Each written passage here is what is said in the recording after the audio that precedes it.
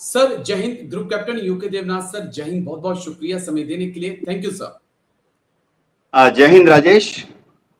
Thank you sir, आपने समय दिया, शुक्रिया इसके लिए। दरअसल अग्निवीरों पर आज तक सबसे ज्यादा हम दोनों ने इस मुद्दे को उठाया है। तो अग्निवीर जो बच्चे हैं वो हमसे बहुत ज्यादा उम्मीदें भी रखते हैं और हमारी कोशिश होती है कि हमेशा उन उम्मीदों पर हम खरा उतरे। एक अग्निवीर का और सवाल आया सर कि क्लर्क अग्निवीरों के बारे में भी थोड़ा सोचिए कि हमारा क्या होगा। हम तो क्लर्क भर्ती हुए हैं, हम में से भी बोला 75% बाहर आ जाएंगे। अब हमारी हाइट भी बोला कम है, सीएपीएफ में भी हम नहीं जा सकते हैं, फिर हम जाएंगे कहाँ? क्या हमें क्लर्क के तौर पर ही सीएपीएफ में लिया जाएगा या फिर हमें भी जीडी जवान की तरह हाथ में AK-47 देकर जो है वो गैदरिंग कंट्रोल के लिए जो है भेज दिया जाएगा? कैसे हम इनके पॉइंट को देखें, इसके बारे में कुछ अलग से सरकार सोच रही है इन पढ़े लिखे बच्चों के बारे में? हाँ राजेश, ये सवाल बार बार कई दूसरे जगह भी आ रहे हैं, दूसरे फोरम पे भी आ रहे हैं। क्या होता है कि बीएसएफ सीआरपीएफ ने हमेशा अपने जो जवान जनरल ड्यूटी होते हैं, जो कॉम्बेटेंट होते हैं, उनके जी हाइट को हमेशा आर्मी की हाइट से ज्यादा रखा हुआ है। तो जी कई जगह तो क्लर्क, आर्मी के क्लर्क जीडी की बात सोच लीजिए।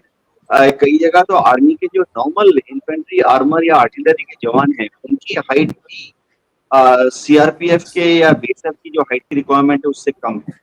तो ये मुद्दा आस्ते आस्ते सामने ओके आ रहा है।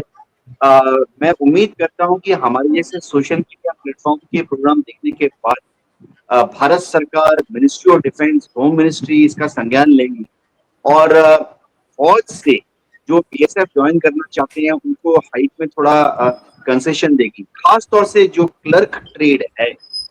वैसे राजेश, मेरा जी अनुमान ये है कि बीएसएफ में जो कॉम्बेटेंट्स होते हैं उनकी तुलना में बीएसएफ अपने क्लर्क कांस्टेबल को थोड़ा हाइट की सहूलियत देती है।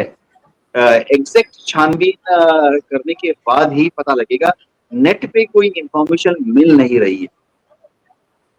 जी बस एक छोटा सा सवाल जिसका एक छोटा सा जवाब दे दीजिए। अब हम देख रहे हैं कि एक अग्निवीर मुरली नाइक थे जो शहीद हुए, उनके माता पिता जो हैं हाई कोर्ट पहुंचे और अब एक और अग्निवीर हैं आकाशदीप, जो शहीद हुए थे, उनकी मौत हुई थी, उनके भी माता पिता जो हैं वो यहाँ पर पंजाब और हरियाणा हाई कोर्ट पहुंचे हैं। सिलसिला शुरू हो चुका है। आने वाले वक्त में आज ये तो जो अग्निवीर शहीद हुए उनके माता पिता पहुंच रहे हैं, लेकिन अगर अग्निवीर भी पहुंचेंगे कि हमारे साथ जो है गलत किया गया है, हम तो हमें कैसे आपको देख रहे हैं सर? हाँ राजेश, एक छोटा सा सबसे रिएक्शन पहले बस। तो जो शहीद हुए अग्निवीर, उनके माता पिता के प्रति मेरी संवेदनाएं हैं। कोर्ट में गए हैं, ये दिखाता है कि वो सही तरीके से सोच रहे हैं। मैं उम्मीद करता हूं कि हाई कोर्ट के बाद भारत सरकार चैलेंज नहीं करेगी और शहीद जो अग्निवीर हैं उनको नॉर्मल जो इंडियन आर्मी के जवान हैं उनकी तरह से शहीद का दर्जा देगी, वही सारी सुविधाएं देगी, पेंशन देगी। मैं उम्मीद करता हूं कि भारत सरकार हाई कोर्ट में अगर फेवरेबल जजमेंट आता है उसको सुप्रीम कोर्ट में चैलेंज नहीं करेगी। जी राजेश।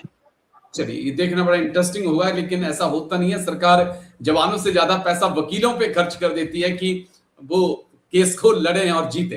अभी तक तो कुल आंकड़े ऐसे ही आते रहे, लेकिन शुक्रिया, बहुत बहुत शुक्रिया आपका group captain UK Devnath sir, आप आए। थैंक यू सर इसके लिए। जय Hind, take care. Thank you sir, thank you.